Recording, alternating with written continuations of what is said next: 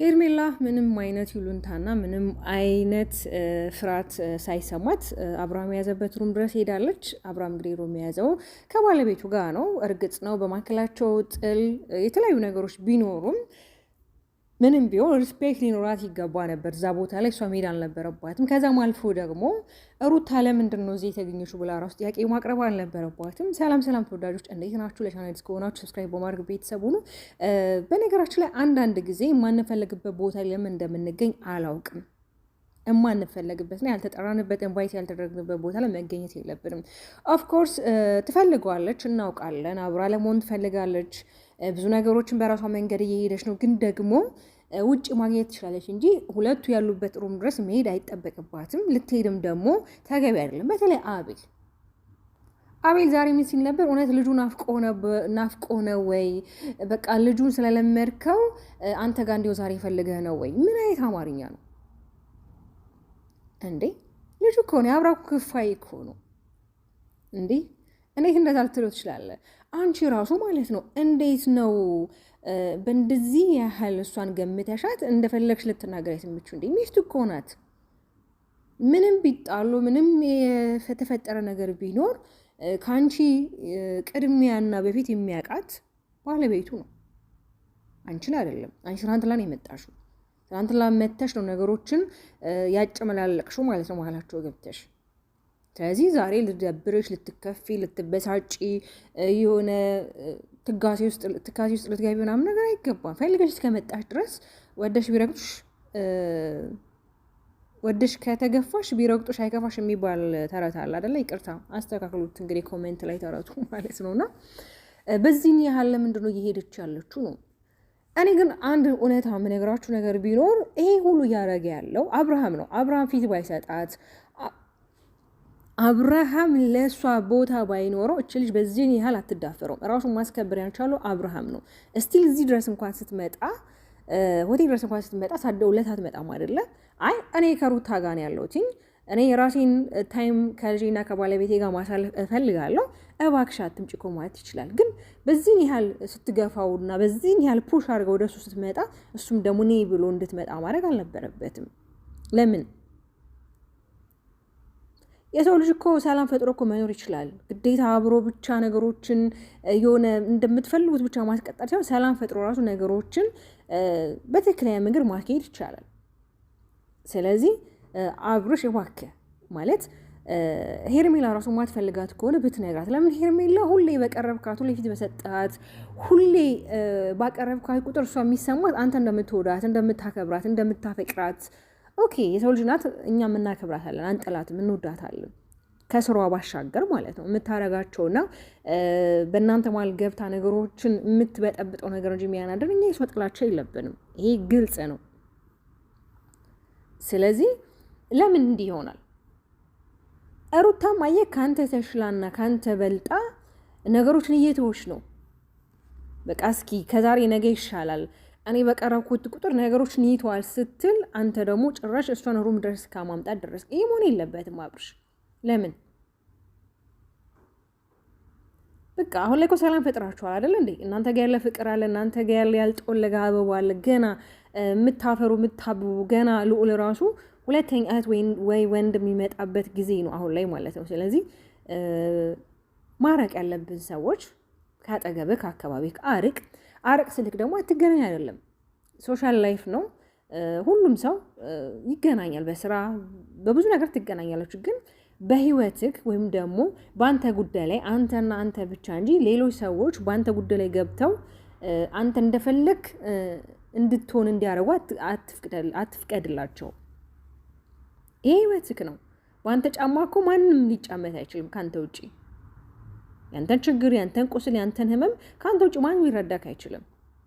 ግን ደግሞ የሚረዳክ ፈጣሪና ፈጣሪ ነው። ስለዚህ ሩታን በዚህን ያህል መጠን እሷ ፊት እንደዚህ ባታረጋት መልካም። ለምን ሄርሜላ ምንም ሼም የሚባለው ነገር የላትም። ይሄ ሼም የሚባለው ነገር የላትም። በቃ ይሄ አንዳንዴ ለቃላቶች የሚከብዳል። የሆነ በቃ ወጣ ያለች ነች። የሆነ ይሄ ነገ ቤተሰቦቼ በእኔ አፍሩም ወይ ነገ እኔ ለምፈጥረው ትውልድ እኔ ለምፈጥረው ቤተሰብ ምንድነው አስቀምጭ የሚሄደው? እንደገና ደግሞ ኦዲየንስ ምንድን ነው ያስተላልፍክ ያለው ታያለሽ። በሺ ኮሜንት ሲሰጥ አስተያየት ሲሰጥ ብዙ ነገር ሲነገር ትሰሚያለሽ። ሳሰሚ ቀርተሽ አይደለም። በእርግጥ ደግሞ ሁሌ እንደምላችሁ የኛ ሀበሻ ኮሚኒቲ ችግራችን መጥፎ ነገርን እናበረታታለን፣ ሆይ ሆይ እንላለን፣ ጥሩ ነገርን ደግሞ አናበረታታም። ችግሩ ያ ነው። ስለዚህ ሳታይ ቀርተሽ የሚነገርሽን በተለይ ብዙ ሰዎች እኔ እርግጠኛ ነኝ 50% የሚወዱሽ ራሱ አይኖሩም። ምናልባት 90% ከሚጠሉሽ 10% መቼም የሚወዱሽ ይኖራሉ። አሁን የሚደግፉሽ አሉ፣ አይደግፉሽም አይደለም፣ መብታቸው ነው መደገፍ። እኛም ጥላቻ የለንም። እኛ ሩታን ስንደግፍ ከሩታ ጋር ጎን ስንቆም ማለት ነው ጥላቻ የለብንም። ስራሽ ተግባርሽ ነው። በመልካም ስራ ብትመጪ ነገሮችን ቀይረሽ ሀሳብሽን ቀይረሽ እነሱን ብታስማሚያቸው አዲስ ነገሮች ብትመጪ ኦፍኮርስ ሁላችንም አንቺንም እንደግፍሻለን፣ አንቺንም እናደንቅሻለን። እንደው ታሪክ ብትሰሪ ራሱ በቃ ሄርሜላ ታሪክ ሰራች፣ አስታረቀቻቸው፣ ሰላም እንዲፈጥሩ አረገች።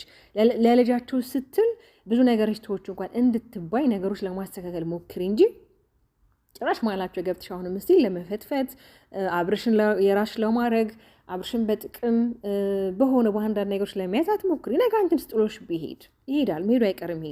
ይሄ ልጅ በእንደዚህ አይነት ኬዝ አንቺ ጋር ከመጣ ነገ የአንቺ ህይወት የማይበላሽበት ነገ የአንቺ ጣፋንታ ምን እንደሆነ በምን ታውቂያለሽ? አታውቂም።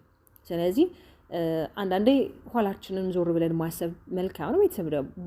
ለቤተሰብ ራሱ አንዳንዴ ክብር ሊኖረን ይገባው። በእርግጥ አንዳንዴ ተቆንጦ ያደገና ያላደገ ልጅ የሚባል አማርኛ አለ። ያ ከሌ ልጅ እኮ በጣም ጨዋ ነው፣ ጎበዝ ነው፣ ቱት ነው ይባላል። አስተዳደጉ ነው፣ ቤተሰቡ ነው የሚወስነው።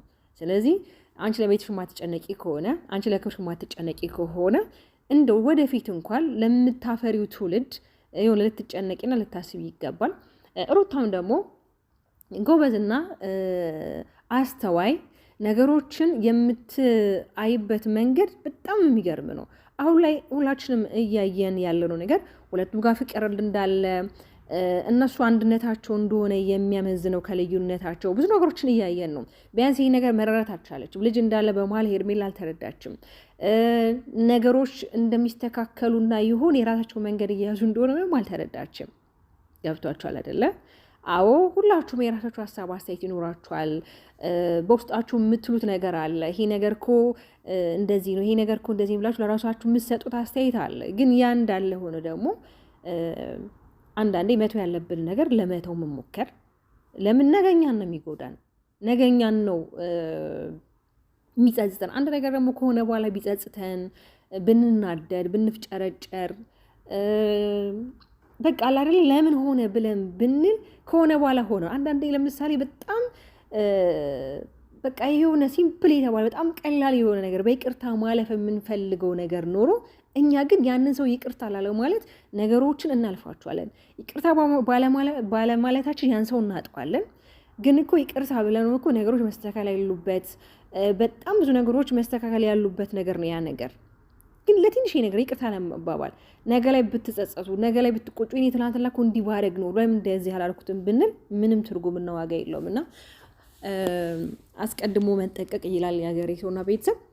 ለማንኛውም ዛሬ የተሰማችሁን ሀሳብ አስተያየት ኮሜንት ላይ አስቀምጡ። በነገራችን ላይ ዛሬ ቀጥታ ስርጭት አልገባም። ቀጥታ ስርጭት ደግሞ እንዳልገባ ሰዓት አግዶኛን እንዳልገባ ማለት ነው። ነገ እንገባለን። ሀሳብ አስተያየታችንን አላደለ በጨዋ ደንብ ሁሌም እንደምንሰጣጠው እንሰጣጣለን። በእውነት በጣም ነው የማመሰግነው። 2000 ሰብስክራይብ አስገብታችሁኛል በጥቂት ጊዜ ማለት ነው። ቤተሰብ እንግዲህ ሁልጊዜም እኔ እንደምላችሁ አንዳንዴ ይሄ መልካም ነገሮችን ሰርተን ነገ ላይ የሆነ ጥሩ ነገር ለማስቀመጥ መሞከር ጥሩ ነው። በተለይ ሶሻል ሚዲያ ላይ በጣም አሁን ሶሻል ሚዲያ ላይ ብዙ ተጽዕኖ የሚፈጠርበት ነው አሁን ሚዲያ ማለት ነው። ግን ሚዲያ ደግሞ ተጽዕኖ ስንፈጥርበት በእንደዚህ አይነት ጉዳይ አይደለም። አዎ በቃ እነሱ ደግሞ አንድ ላይ ሆነው እንደፈለጉ መስራት ይችላሉ እኮ። ግን እነሱን እያዩ ራሱ በጣም ብዙ በቃ ብዙ ይሄ እነዚህ ኢንፍሉዌንሰር የሚባሉት በቃ በእነሱ አይዲያ በጣም ብዙ የሚሰራሉ። በእነሱ አይዲያ ስላችሁ አንቺ እየሰራሽ አይደለም ወይ ትሉኛላችሁ። እኔ እየሰራሁ ግን በእነሱ አይዲያ ስላችሁ የእነሱን አይነት ኮንተንት ይዘው እየመጡ ያሉ አሉ። ያ ደግሞ ሆነ የለበትም።